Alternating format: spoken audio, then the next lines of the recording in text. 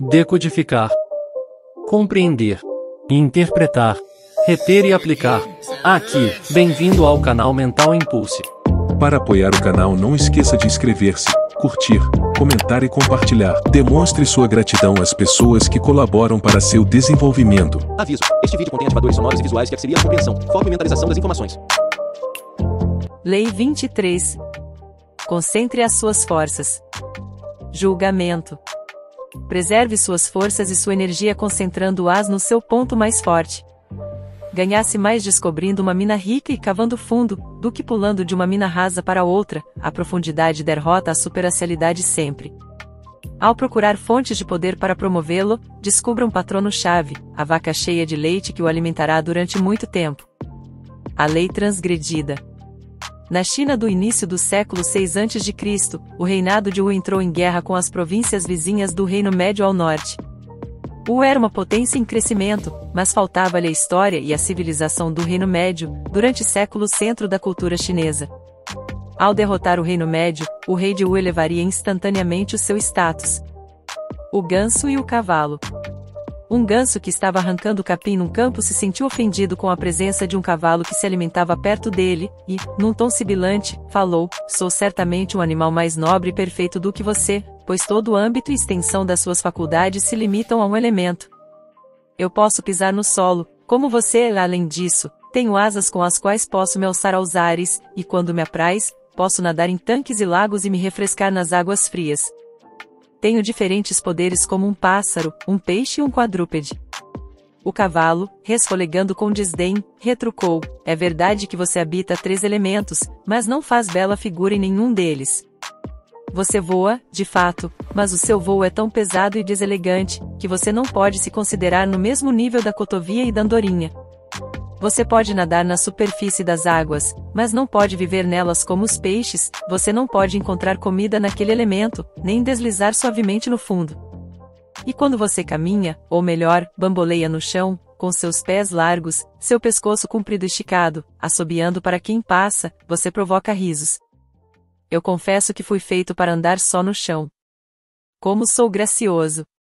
Como meus membros são bem torneados! Como todo meu corpo é bem acabado! Como sou forte! Como é surpreendente a minha velocidade! Prefiro estar limitado a um elemento, e ser admirado por isso, do que ser um ganso em todos os outros." Fables from Boccaccio and Chaucer, Dr. John Aiken, de 1747 a 1822. A guerra começou com grandes fanfarras e várias vitórias, mas logo mergulhou no atoleiro. A vitória numa frente deixava os exércitos de Wu vulneráveis em outra. O primeiro-ministro e conselheiro do rei, Wu Tsu-sil, alertou de que o estado bárbaro de Yue, ao sul, estava começando a notar os problemas do reino de Wu e tinha intenções de invadi-lo. O rei achou graça: só mais uma vitória e o grande reino médio seria seu. No ano de 490, Wu Tsu-sil mandou o filho para um local seguro no reino de Chi. Ao fazer isso, ele estava sinalizando ao rei que desaprovava a guerra e que acreditava que a sua ambição egoísta estava conduzindo-o à ruína. O rei, farejando uma traição, atacou violentamente o ministro, acusando-o de deslealdade. Num acesso de cólera, mandou que ele se matasse.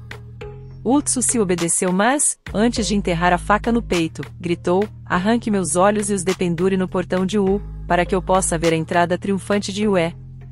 Como Wu Tsu-sil previu, em poucos anos um exército de Yue atravessou os portões de Wu.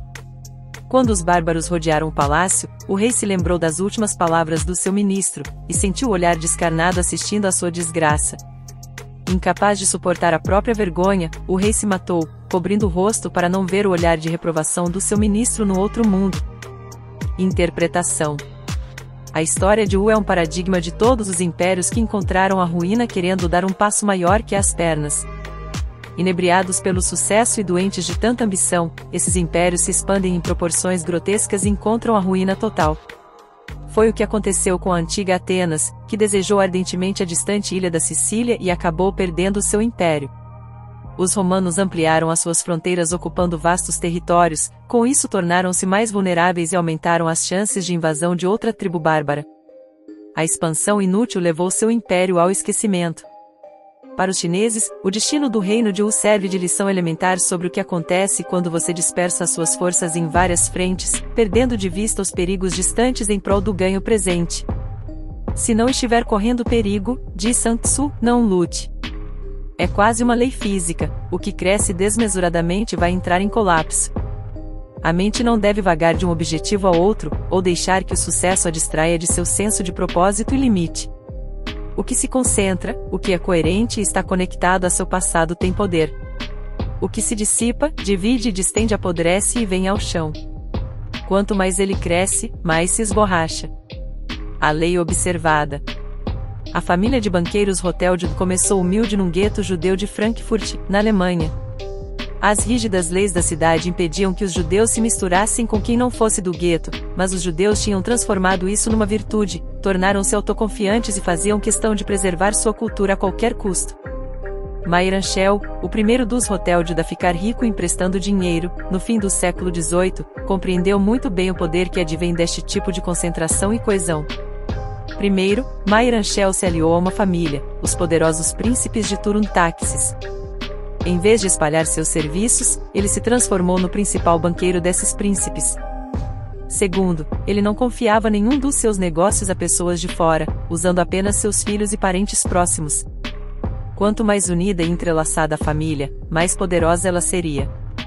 Não demorou muito e os 5 filhos de Meyer Anschel estavam dirigindo os negócios. E no seu leito de morte, em 1812, Meyer Anschel se recusou a indicar um herdeiro principal, organizando as coisas de forma que todos os filhos continuassem com a tradição da família, permanecendo unidos e resistindo aos perigos da descentralização e da infiltração de estranhos. Cuidado para não dissipar os seus poderes e lute constantemente para concentrá-los. O gênio pensa que pode fazer tudo o que vê os outros fazerem, mas vai se arrepender de tanto desperdício. Johann von Goethe, de 1749 a 1832. Assim que os filhos de Meyer Anschel passaram a controlar os negócios da família, concluíram que a chave para a fortuna em grande escala era garantir uma base nas finanças da Europa como um todo, em vez de ficar preso a um país ou príncipe. Dos 5 irmãos, Nathan já estava negociando em Londres. Em 1813, James se mudou para Paris. Anschel continuou em Frankfurt, Salomon se estabeleceu em Viena, e Carlo, o mais novo, foi para Nápoles. Com todas as esferas de influência cobertas, eles poderiam apertar o cerco aos mercados financeiros europeus. Esta ampla rede, é claro, deixou os Rothschild expostos exatamente àquele perigo sobre o qual o pai lhes alertara: descentralização, divisão, dissensão. Eles evitaram esse perigo, e se estabeleceram como a maior potência na política e nas finanças da Europa, recorrendo mais uma vez à estratégia do gueto, excluindo estranhos, concentrando suas forças. Os Rothschild criaram um sistema de courrier mais rápido da Europa, que lhes permitia saber as notícias antes de todos os seus concorrentes. Eles mantinham um monopólio virtual das informações. E suas comunicações e correspondências internas eram escritas no Yiddish de Frankfurt, e num código que só os irmãos conseguiam decifrar. Não adiantava roubar informações, ninguém as compreendia. Até os banqueiros mais espertos não conseguem se entender no labirinto dos Rothschild, reconheceu um financista que tentou se infiltrar no clã. Em 1824, James Rothschild decidiu que estava na hora de se casar. Isto era um problema para os Rothschild, visto que significava incorporar um estranho no clã dos Rothschild, uma pessoa de fora que poderia trair seus segredos. James, portanto, resolveu se casar dentro da família, e escolheu a filha do seu irmão Salomon. Os irmãos ficaram em êxtase, era a solução perfeita para seus problemas de casamento. A escolha de James tornou-se a política familiar. 2 anos depois, Nathan casou a filha com o filho de Salomon.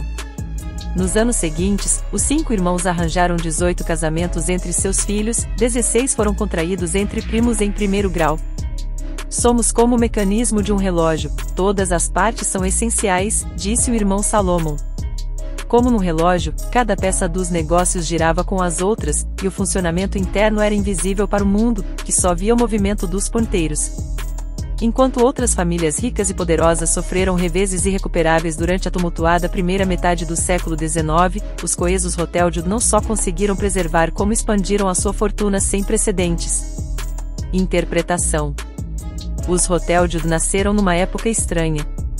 Vinham de um lugar que não mudava há séculos, mas viveram numa era que deu origem à Revolução Industrial, à Revolução Francesa e a uma interminável série de rebeliões.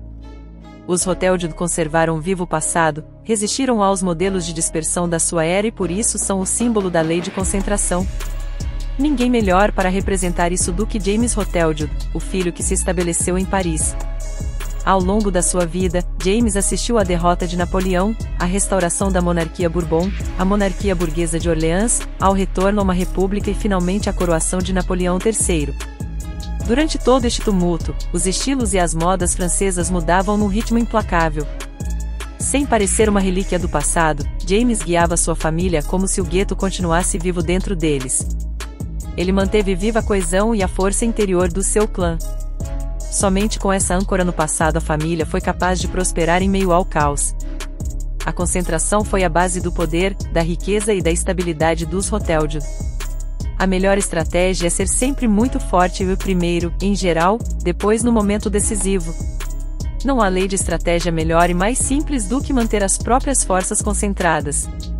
Em resumo, o primeiro princípio é: haja com a máxima concentração.